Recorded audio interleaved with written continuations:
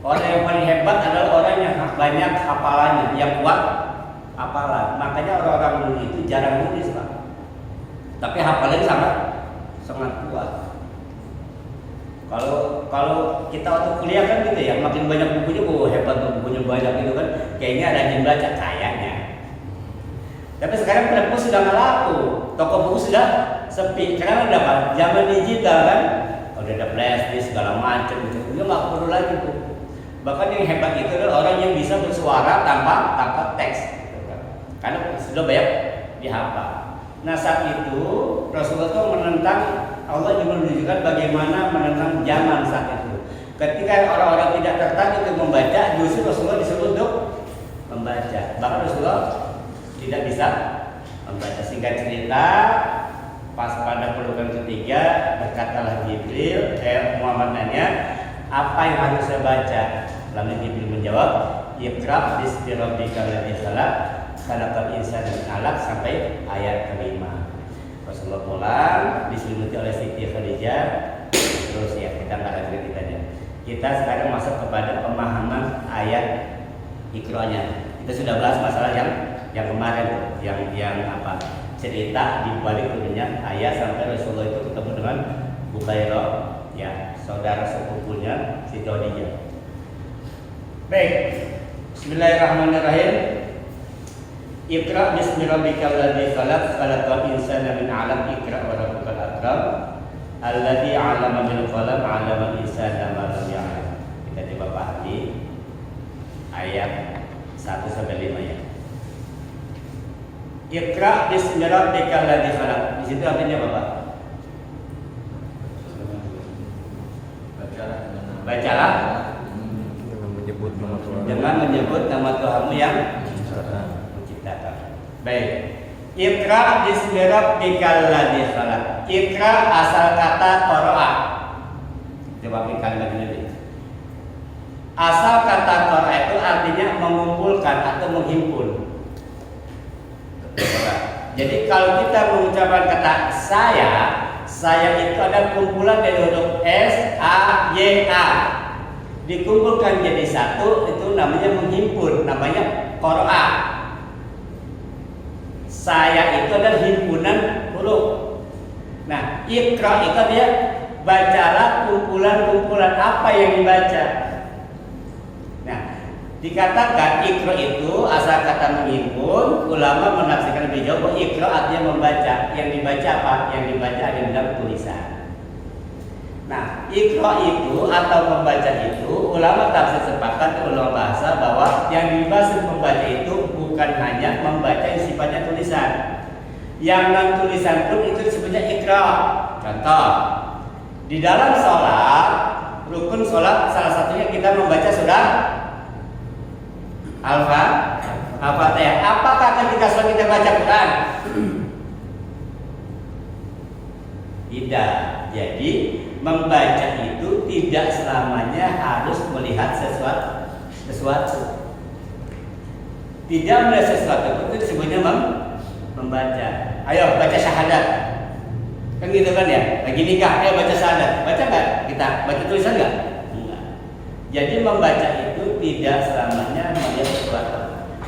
Nah, makanya Rasulullah itu ketika Jibril turun disuruh membaca, bukanlah Jibril mengeluarkan beberapa tulisan kepada Nabi Muhammad. Karena memang tahu Rasulullah itu tidak bisa membaca. Yang dimaksud Iqra di sini ya, artinya bacalah berbagai macam situasi. Ulama tafsir ya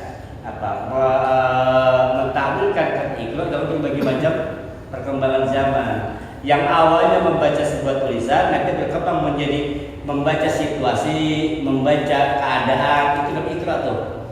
Maka nanti istilah tadabbur alam itu ambil dari sana induknya. Membaca situasi, membaca lingkungan itu masuk dalam kategori Iqra. Iqra bismi rabbik. Bismi asal kata dengan nama Tuhanmu. Ulama mengatakan huruf ba ada sisipan. Jadi maksud itu adalah Iqra ismi rabbik, gak ada huruf ba, tapi huruf ba ada sisipan. Kalau kita baca Iqra ismi rabbik, bacalah nama Tuhanmu. Artinya berzikirlah kamu dengan menyebut nama Tuhan. Jadi pada ayat ini ulama pertama mengatakan masalah ikra bismi rabbik itu adalah berbanyaklah zikir dengan menyebut nama Tuhan. Yang pertama. Yang kedua berpendapat bahwa bismi itu artinya dengan menyebut nama Tuhan. Artinya kamu itu ketika membaca sesuatu, baca situasi, apakah melakukan sesuatu, berpikir tentang sesuatu, jangan lupa sertakan Allah di dalamnya. Landaskan segala sesuatu dengan menyebut namanya. Karena apapun kalau dilandaskan dengan nama Allah, seluruh aktivitas itu akan melibatkan Allah. Kita bekerja karena Allah, kita berpikir karena Allah, kita mengkaji sesuatu karena Allah. Nah, makanya di sini ini disebut juga dengan istilah dengan nama atau besertakan nama Allah di dalamnya. Tidak boleh kita melakukan sesuatu tanpa melibatkan nama Allah. Bahkan kita pernah bahas dulu, segala sesuatu perbuatan baik yang tidak diawali dengan bismillah bahwa akta, maka dia terputus. Artinya apa? Tidak dapat pahala. Bahkan dikhawatirkan takutnya aktivitas dia kalau tidak didasarkan atas nama Allah, tapi atas dasar nafsu dan bisikan syaitan. Itu kita khawatirkan. Ikra bismi rabbik. Nah, pada ayat ini juga ulama berpendapat bahwa disinilah Allah memperkenalkan dirinya. Karena saat itu semua ayat-ayat Quran pada tahap awal tidak ada yang menyebut nama Allah. Ada nama Allah di situ. Allah masih menggunakan kata Rabb. Karena saat itu Tuhan banyak. Ada Tuhan matahari, gitu kan? Ada Tuhan yang jaga angin, ada Tuhan yang jaga kedamaian, ada Tuhan yang mengatur terang. Dewa-dewa itu kan Tuhan. Ada berhala, ada macam-macam. Nah, sesembahannya Muhammad ini, sesembahan Rasulullah ini Tuhan yang mana? Tuhan alladzi khalaq. Tuhan yang menciptakan. Kalau selama ini Tuhan itu diciptakan, memang ada Tuhan diciptakan. Kasat itu Pak, Mekah itu dikenal dengan berhala. Ada Lata, Manat, Hubal. Itu kan nama-nama berhala, itu diciptakan. Itu Tuhan yang diciptakan. Kalau Allah itu Rabbil yang alladzi khalaq, yang menciptakan. Jadi di sini Rasulullah itu diperkenalkanlah kepada Rasulullah Allah yang mana, Tuhan yang mana, Tuhan yang menciptakan. Nah, ulama tafsir mengatakan karena di sini Allah tidak menyebutkan objek, berarti apapun yang namanya penciptaan itu adalah ciptaan Allah. Apapun. Iqra bismi rabbikal ladzi khalaq, sebutlah, bacalah nama Tuhanmu yang telah menciptakan. Tuhan yang mana? Tuhan yang menciptakan. Menciptakan apa? Apapun. Karena tidak ada apa? Tidak ada objek di situ. Mau langit, mau bumi, mau matahari, mau laut, apapun. Mau binatang, mau pohon, pokoknya semua yang ada di alam raya ini itu adalah khalaq. Makhluk ciptaan Allah. Beberapa ulama bahasa membedakan antara khalaqah dan ja'ala. Antara menciptakan dan menjadikan. Kalau khalaqah, kalau menciptakan itu berarti mewujudkan sesuatu yang belum ada prototipenya, belum ada bahannya. Contoh, menciptakan manusia awalnya tidak ada, nggak ada bahannya sama sekali, nggak ada prototipenya. Makanya dalam pencipta manusia sebutnya khalaqah.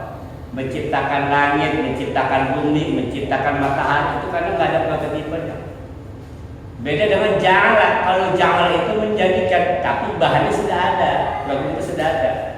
Contoh, kami jadikan kamu berbangsa-bangsa bersuku, wa ja'alnakum syu'uban wa qabaila. Kami jadikan kamu berbangsa-bangsa bersuku-suku. Kenapa menggunakan kata ja'ala? Karena manusia ini sudah ada tuh. Sudah ada, bahkan menggunakan kata ja'ala. Tapi kalau dalam penciptaan Allah menggunakan kata khalaq.